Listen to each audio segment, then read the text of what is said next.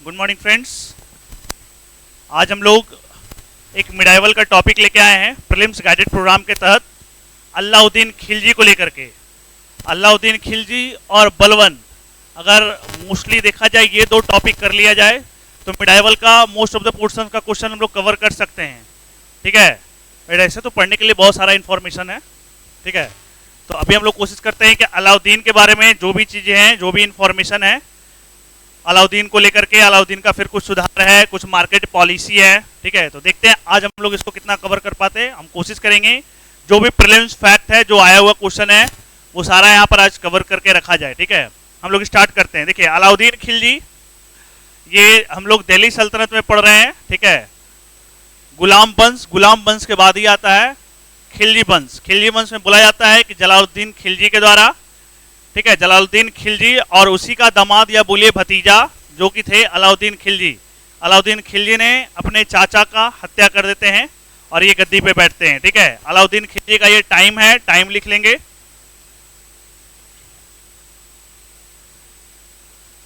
1296 से 1316 ईस्वी, लगभग 20 वर्ष का शासन।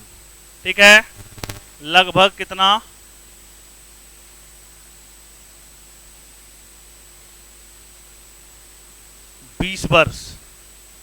20 वर्ष ये शासन करते हैं।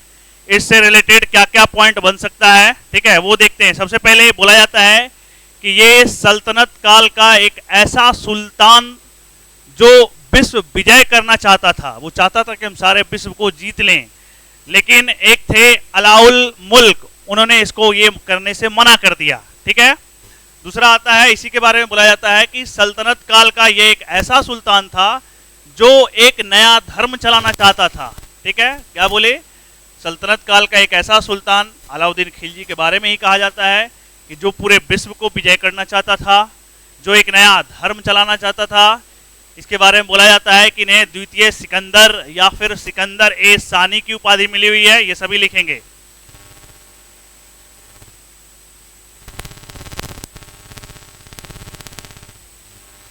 सल्तनत का यह एक ऐसा सुल्तान, सल्तनत का यह एक ऐसा सुल्तान था जो पूरा विश्व विजयी करना चाहता था। हालांकि अलाउल मुल्क के मना करने से ये नहीं करता है।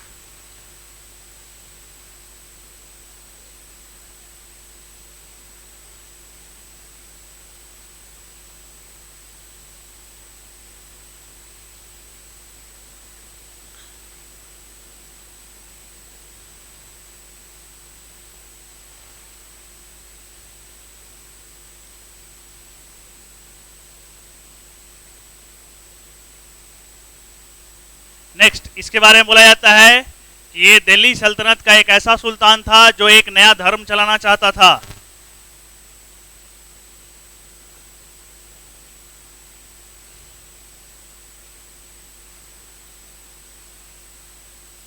यह एक नया धर्म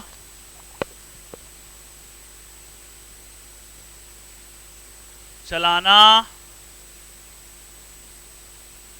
चाहता था। ठीक है, इसको और टाइटल क्या मिला हुआ है, इसको मिला हुआ है द्वितीय सिकंदर या सिकंदर ए सानी का उपाधि।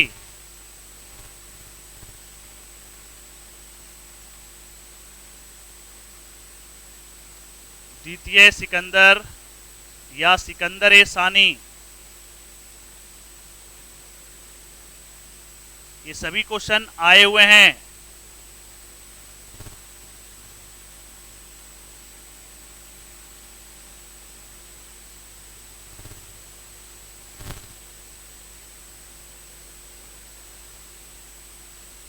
एक नया धर्म चलाना चाहता था।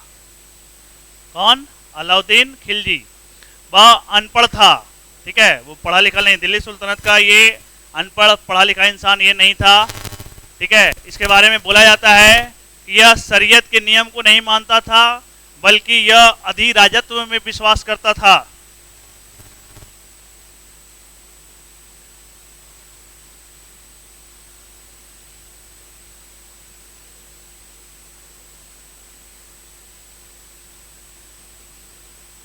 ये शरीयत के नियम को नहीं मानता था, बल्कि अधिराजत्व में विश्वास करता था।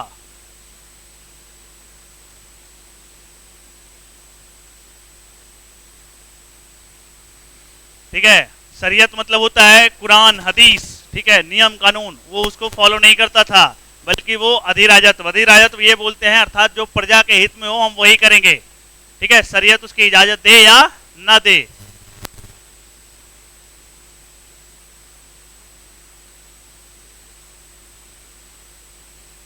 अधिराजत, वो शरीयत को नहीं मानता था। कौन? अलाउद्दीन खिलजी। इसको और किस किस टाइटल से बुलाते हैं? इसको जनता का चरवाहा भी कहा जाता है, इसको युग का विजेता भी कहा जाता है, इसको अली गुरसप भी कहा जाता है, और इसको भाग्यवादी व्यक्ति भी कहा जाता है।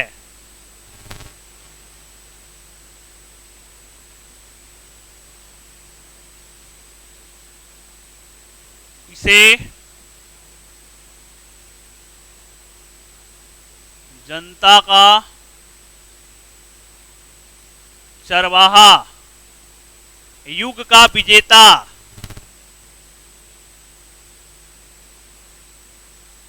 युग का विजेता,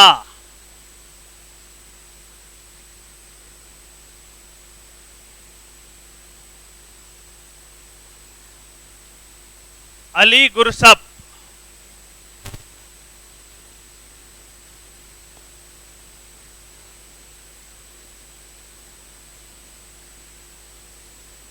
और क्या बोले? लास्टली बोले ये इसको भाग्यवादी व्यक्ति भी कहा जाता है।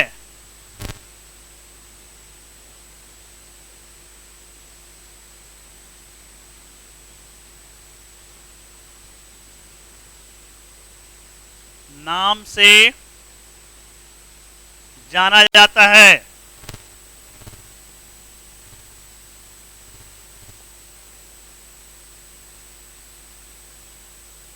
युग का विजेता, जनता का चरवाहा, अली गुरसप और भाग्यवादी व्यक्ति, ये सभी किसके नाम हैं? तो अलाउद्दीन खिलजी के नाम हैं। इसको बोला जाता है कि पृथ्वी के शासकों का सुल्तान भी कहा जाता है।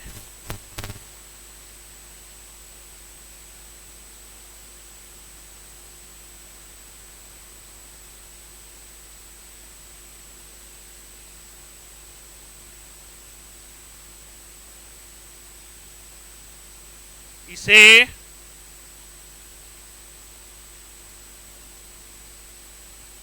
पृथ्वी के शासकों का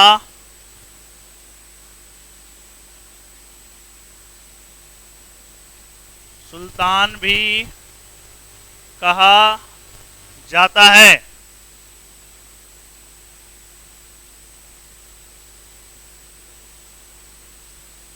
ठीक है, इसके बारे में अलाउद्दीन खिलजी के बारे में बोला गया है कि पृथ्वी के शासकों का सुल्तान भी कहा जाता है इसको।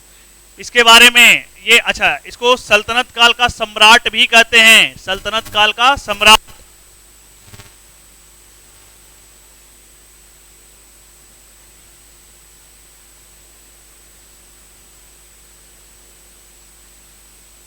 इसे सल्तनत काल का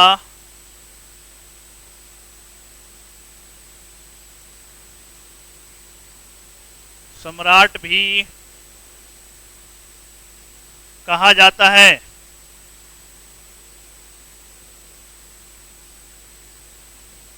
सल्तनत काल का सम्राट कहा जाता है। ठीक है, लेनपुल इसके बारे में बोलते हैं कि इससे बड़ा इकोनॉमिस्ट सल्तनत काल में कोई नहीं था। कौन बोल रहे हैं? लेनपुल इसके बारे में बोलते हैं कि सल्तनत काल में इससे बड़ा कोई इकोनॉमिस्ट नहीं था।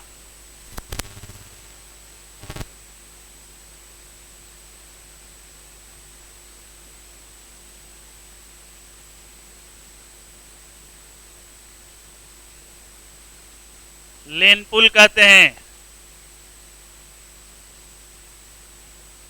सल्तनत काल में इससे बड़ा कोई इकोनॉमिस्ट नहीं था। ये इतने बड़े इकोनॉमिस्ट के जानकार थे अलाउद्दीन खिलजी। लेनपुल इस कथन को बोलता है, क्या इससे बड़ा कोई इकोनॉमिस्ट नहीं था। ठीक है,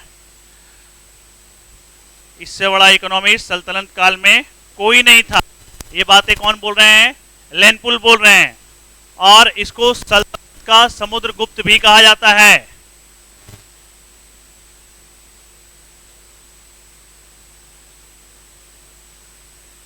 इसे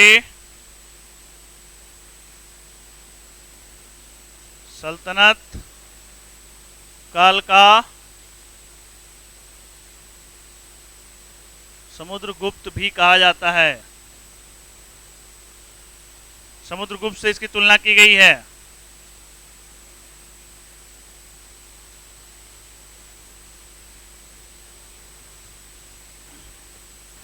सल्तनत काल का समुद्रगुप्त।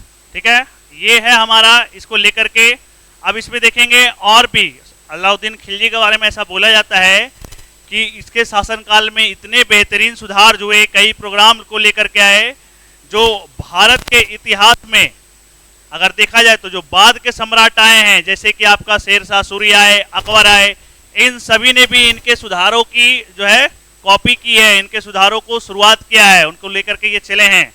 ठीक है, तो इन्होंने इतने बड़े लेवल पे प्रोग्राम किया है। इनका एक आता है राजत्व सिद्धांत, जो अभी हम बोले थे अधिराजत्व वाला, उसमें ऐसा बोला जाता है, बलवन कहते हैं कि बलवन एक है जो कठोरता की नीति की शुरुआत करते हैं।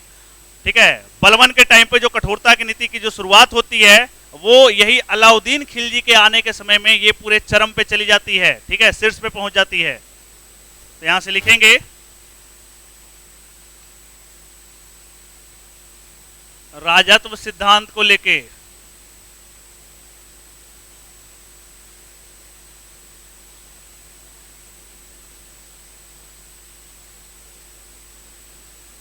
इनके शासन में कठोरता व निरंकुशता चरम सीमा पर पहुंचती है।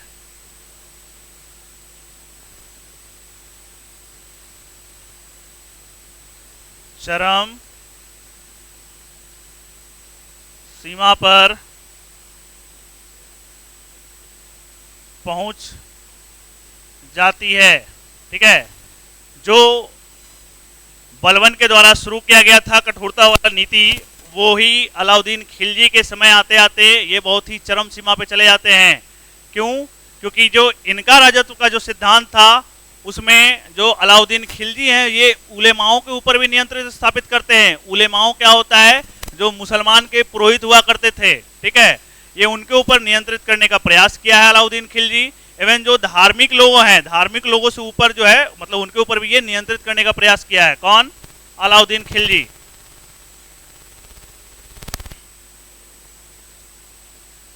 इसने उलेमाओं के ऊपर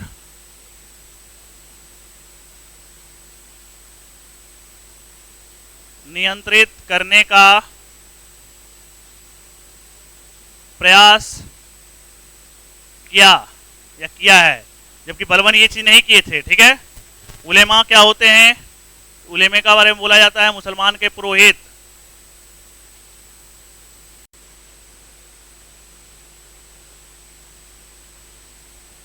उन पे ये नियंत्रण स्थापित करने का कार्य कर रहे हैं। धार्मिक लोगों के ऊपर जो है नियंत्रण स्थापित करने का प्रयास किया है। धार्मिक लोगों के ऊपर नियंत्रण स्थापित करने का प्रयास किया है। कौन? अलाउद्दीन खिलजी के बारे में। इन्होंने बोला है कि जब धर्म की नीति और राज की नीति आपस में टकराएगी तो जो राज की नीति है, जो राजा का निर्देश है, उसको ऊपर माना जाएगा, राजा का आदेश सर्वोपरि होगा।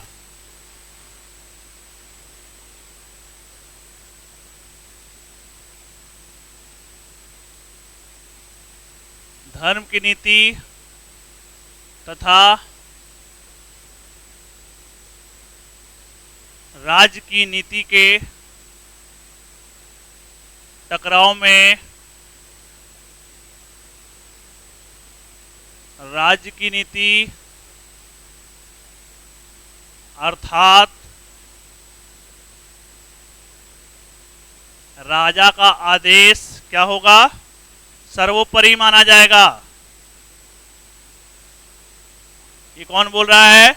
अलाउद्दीन खिलजी बोल रहे हैं। ठीक है, इन्होंने बोला है कि ये शरीयत को नहीं मानता। अभी हमने बोला है कि ये अधिराजत्व में विश्वास करता है। ठीक है, और ये बात किसने बोला था? तो ये बयाना के एक काजी थे, ठीक है, मुक्सुद्दीन, उनके रिस्पेक्ट में ये बोला है, उन्हीं से ये बोला है कि सुनिए, मैं जो है ये शरीयत को, हदीस को नहीं मानता हूं, मैं अधिराजत्व के सिद्धांत को मानता हूं, अर्थात जो हमें प्रजा के हित में सही लगेगा वो हम करेंगे। ठीक है, उसके बाद इन्होंने यही एक पहला थे जिन्होंने पहली बार धर्म के ऊपर नियंत्रित स्थापित किया। ठीक है, ये इन्होंने बोला था कि राजा का निरंकुश होना अति आवश्यक है। इसने कहा कि राजा को निरंकुश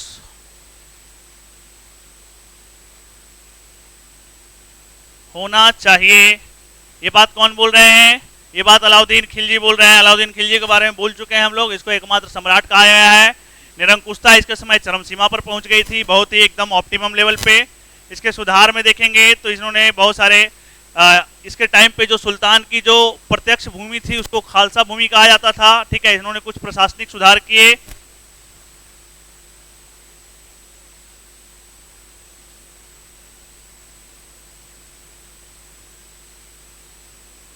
प्रशासनिक सुधार में आएगा दाग और हुलिया व्यवस्था।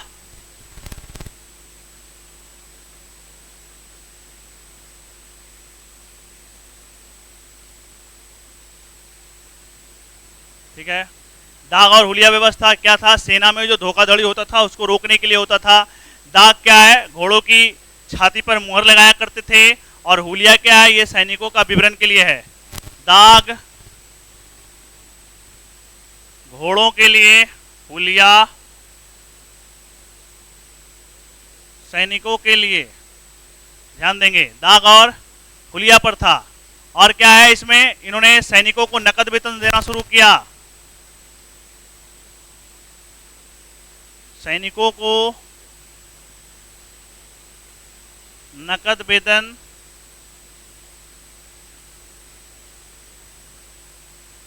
की शुरुआत, ताकि जो है वे जो सैनिक है वो सस्ता अनाज खरीद सकें। उसके बाद खुफिया तंत्र, जैसे सख्त निगरानी हेतु खुफिया तंत्र की स्थापना। उसके बाद जो नोबेल क्लास लोग हुआ करते थे उस पर नियंत्रण स्थापित किया गया। वैवाहिक और सामाजिक गतिविधि थे उस पर नियंत्रण स्थापित किया गया। ठीक है, सभी लोग को सभी चीज़ों को लिख पाना इतना जल्दी संभव नहीं है, इसलिए मैं कुछ चीज़ें बोल देता हूँ, कुछ चीज़ें लिख भी लेता हूँ। ठीक है, अब आते हैं इसको लेकर के बाजार नियंत्रण पे दो चार बातें देख लेते हैं।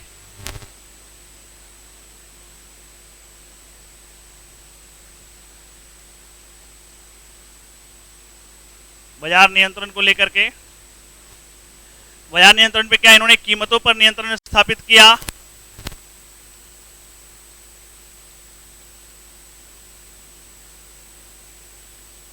कीमतों पर लेकर के इन्होंने नियंत्रण स्थापित किया। इसमें चार प्रमुख बाजार स्थापित किए गए। पहला क्या था आपका जो ये था क्या बोलते हैं मंत्री फॉर ग्रेन था, मंडी, ग्रेन अनाज के लिए मंडी लगाया गया। उसके बाद क्लॉथ और जो हमारा लग्जरियस आइटम है उसके लिए मंडी हुआ करता था 2। तीसरा है आपका हॉर्स और जो गुलाम, घोड़ा और गुलाम है उसके लिए भी मंडी। और चौथा है जो जनरल मार्केट हुआ करता था उसके लिए मंडी। 4 तरह के मंडी, 4 प्रकार के मंडी, और हमने मंडी के बारे में अभी बोल रखा है, ठीक है। उसके बाद सहना मंडी की भी नियुक्ति हुई। सहना ए मंडी की नियुक्ति की गई, ठीक है। प्रत्येक बाजार में एक अधिकारी होता था जो क्या करता था, निगरानी करता था, ठीक है। सहना ए मंडी। उसके बाद और क्या हुआ, ठीक है। नेक्स्ट इसके और क्या क्या सुधार देखे जा सकते हैं, तो इन्होंने दफ्तर में रजिस्ट्रेशन प्रणाली शुरू की ताकि जो काला बाजारी है उसको हम लोग रोक सकें। जो हमारा कृत्रिम अकाल पड़ेंगे उसके लिए हम लोगों को अनाज के भंडारण की व्यवस्था की, ठीक है।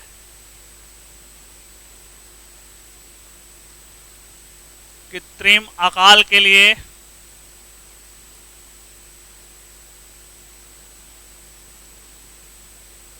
अनाज भंडारण,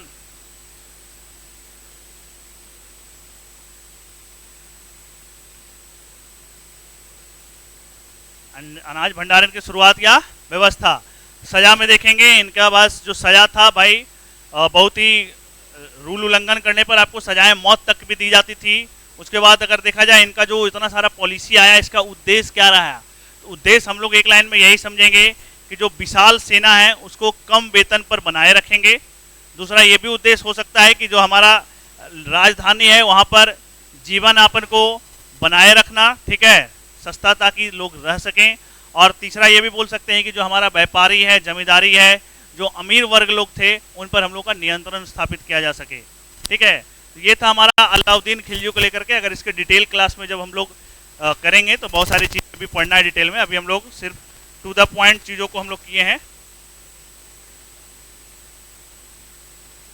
जहाँ से हमारा ये क्वेश्चंस वगैरह सब बन सकता है, ठीक है, अलाउद्दीन खिलजी को लेकर के।